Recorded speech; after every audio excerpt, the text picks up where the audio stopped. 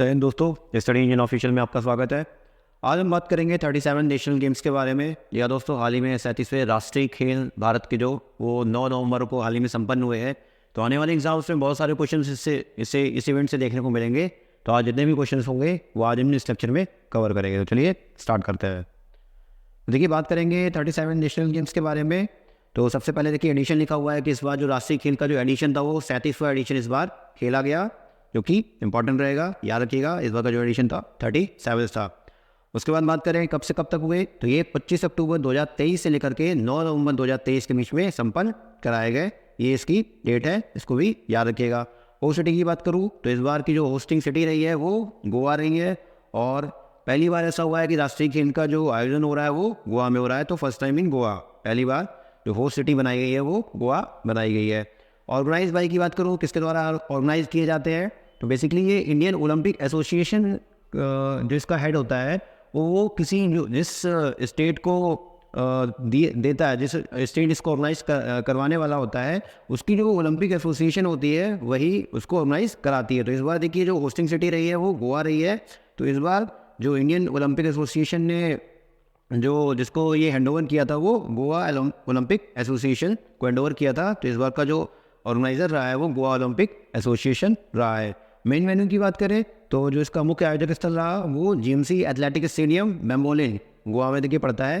GMC athletic stadium बेम्बोलिम में इसका main venue रहा है। Sports which conducted in new Delhi, देखिए बेसिकली ये जो 37 नेशनल गेम्स हुए हैं वो गोवा में हुए हैं, लेकिन 2 स्पोर्ट्स ऐसे रहे हैं जो कि गोवा में ना कंडक्ट करा के न्यू दिल्ली में कंडक्ट कराया गया है। तो वो 2 स्पोर्ट्स कौन से हैं, वो है गोल्फ और साइकिलिंग। देखिए एक तरह से याद कर सकते हैं, लेकिन गोल्फ एक बड़ी फील्ड पे खेला जाता है, साइकिलिंग के लिए भी एक ट्रैक होता है। तो आप ऐसे करके याद करिएगा कि जो गोल्फ है और साइकिलिंग है उसका आयोजन कहाँ किया गया है, न्यू दिल्ली में करवाया गया है।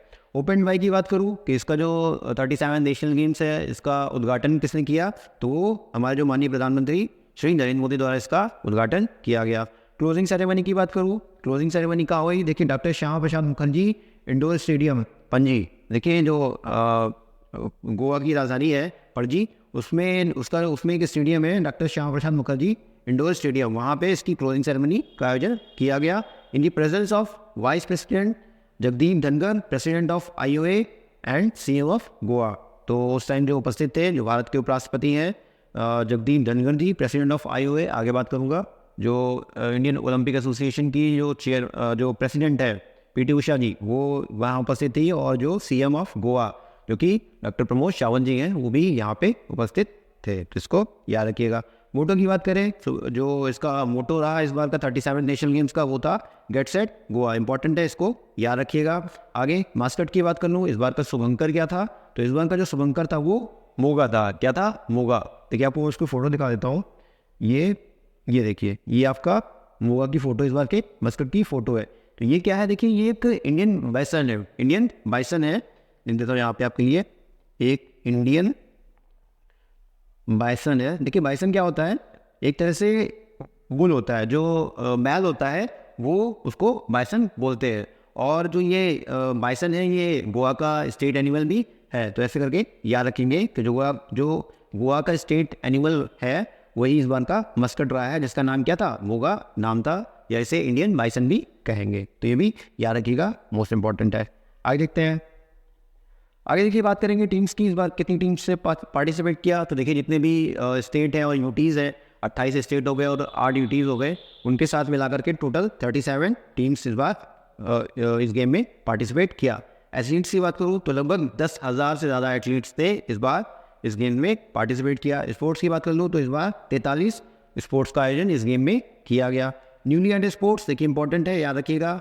इस बार के जो 37 नेशनल गेम्स हुए, 37वें राष्ट्रीय खेल हुए, उसमें कौन कौन से नए खेल जोड़े गए, तो ये इंपॉर्टेंट हो जाता है। तो देखिए पहला है बीच फुटबॉल। देखिए गोवा की बात हो और बीच की बात ना हो, ऐसा हो नहीं सकता।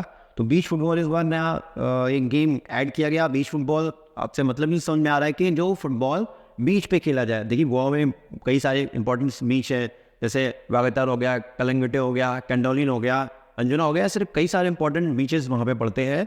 तो वहाँ पे ही जो इस बार जो खेल ऐड किया वो बीच फुटबॉल ऐड किया गया, ये याद रखेंगे। आगे दूसरा खेल है रोल बॉल।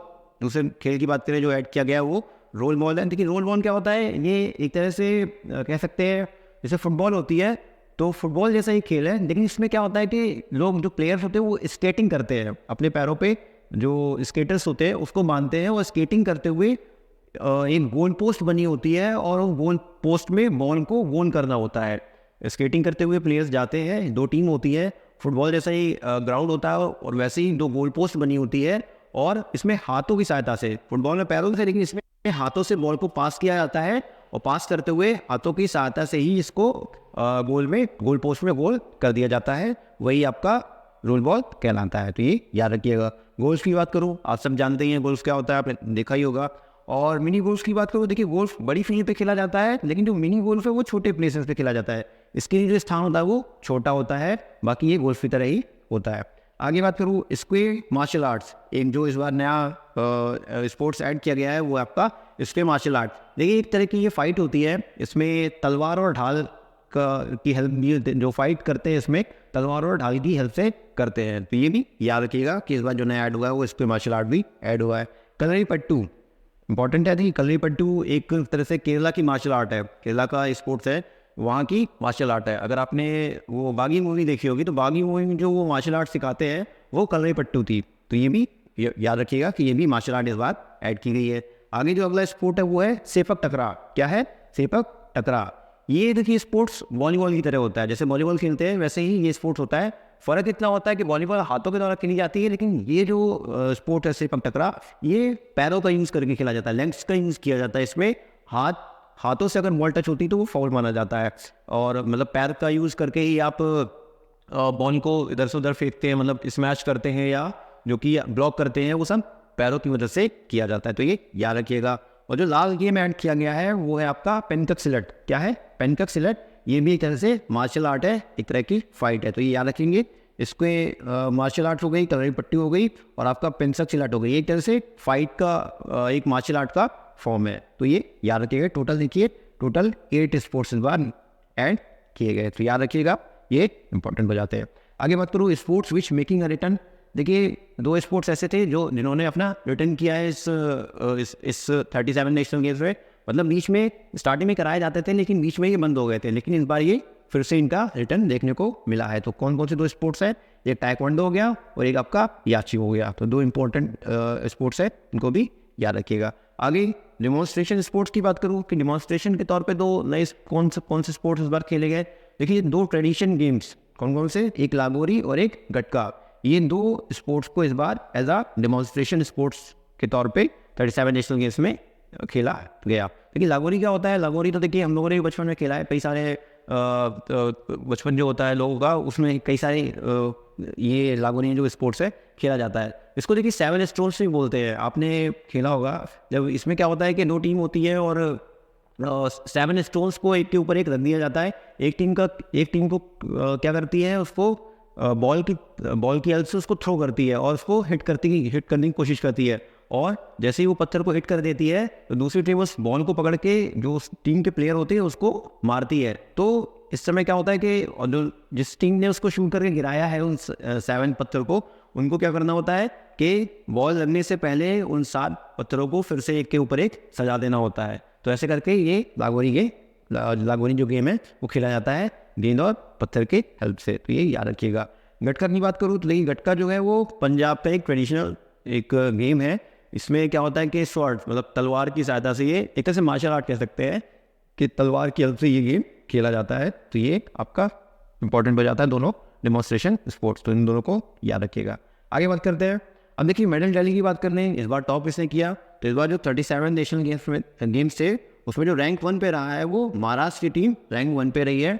इसने 80 गोल्ड, 69 सिल्वर मेडल और 79 ब्रॉन्ज मेडल जीतने के साथ मेडल टैली में नंबर 1 रैंक हासिल की है। तो टोटल इसके मेडल है वो 228 रहे हैं। तो इसको भी याद रखिएगा कि पहले स्थान पे नेशनल गेम्स में कौन रहा है, वो महाराष्ट्र रहा है। रैंक 2 की बात करूँ तो देखिए रैंक 2 में रहा है सर्विसेज बोल रहे हैं या सर्विसेज स्पोर्ट्स कंट्रोल बोर्ड की टीम जो है वो 2nd नंबर पे रही है। देखिए ये जो टीम है वो इंडियन आर्म फोर्सेज है, उनकी तरफ से जो प्लेयर्स आते हैं उनको इस टीम में रखा जाता है, या उनकी जो टीम का नाम है वो सर्विसेज टीम का नाम है। तो इसकी जो रैंक रही है वो 2nd नंबर पे रहा है।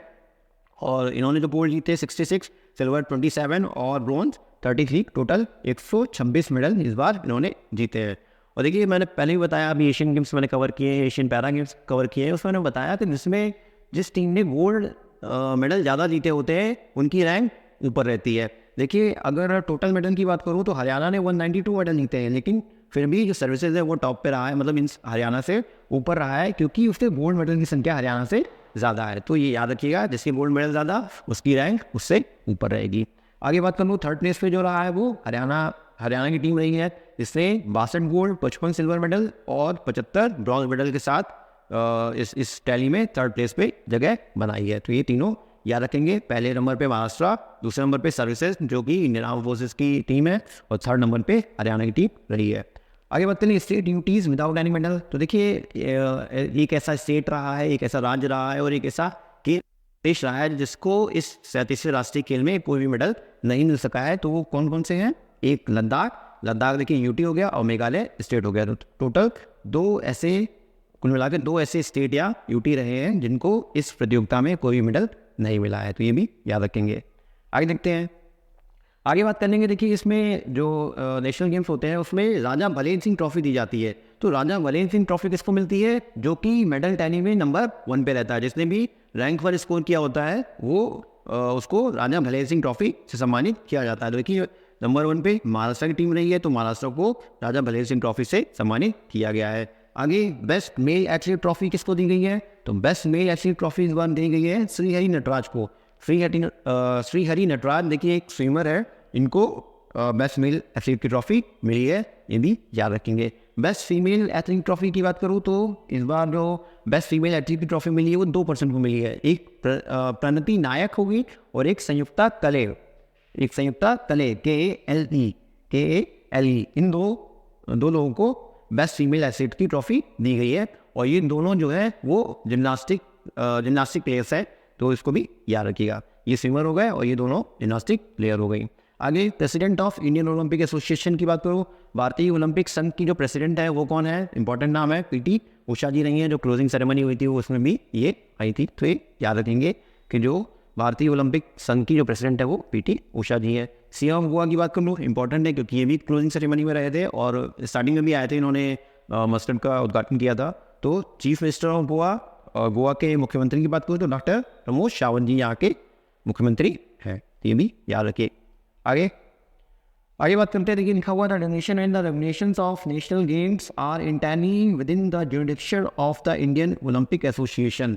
तो देखिए मैंने स्टार्टिंग में से आपको बताया था कि जो नेशनल गेम्स जो राष्ट्रीय खेल होते हैं भारत के, उसको आयोजित करने का काम या उससे रिलेटेड जो रूल्स रेगुलेशन बनाने का काम या किस समयावधि पे होंगे या कब होंगे, इन सबको जो निर्धारित करने का काम होता है वो इंडियन ओलंपिक एसोसिएशन के द्वारा किया जाता है। यानी भारतीय ओलंपिक संघ के द्वारा इन नेशनल गेम्स के जितने भी रूल्स रेगुलेशन है या कब आयोजन होगा वो सब चीज़ें देखने का काम इंडियन ओलंपिक एसोसिएशन द्वारा किया जाता है। ये भी याद रखिएगा। आगे 36 नेशनल गेम्स 2022 की बात कर लूँ। देखिए इस बार का जो एडिशन रहा है वो 37वां एडिशन रहा है। तो इससे पहले की बात करूँ जो 36वां नेशनल गेम्स जो हुए थे 2022 में, वो कहाँ हुए थे? वो देखिए गुजरात में कराए गए थे। पहले देखिए 36 जो नेशनल गेम्स वो गोवा को दिए गए थे, लेकिन तैयारियाँ जो गोवा के उस टाइम क्या हुआ था कि तैयारी पूरी नहीं हो पाई थी, इस वजह से जो 36 नेशनल गेम्स है वो गुजरात को मिल गए थे। तो याद रखिएगा जो 36वें नेशनल गेम्स 2022 में हुए वो गुजरात में संपन्न कराए गए।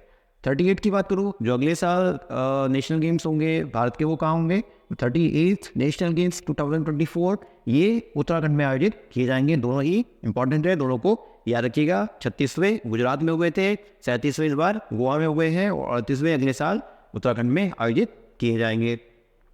फर्स्ट नेशनल गेम की बात करूँ कि पहले जो राष्ट्रीय खेल हुए थे वो कब हुए थे? क्योंकि पहले जो राष्ट्रीय खेल हुए थे वो 1924 में आयोजित कराए गए थे लाहौर में। देखिए लाहौर उस टाइम पे क्या था कि भारत का हिस्सा हुआ करता था, क्योंकि जो 1947 के बाद देश का पार्टीशन हुआ, लेकिन उससे पहले तो देश एक ही में था। तो 1924 में जो पहली बार नेशनल गेम्स कराए गए वो लाहौर में कराए गए।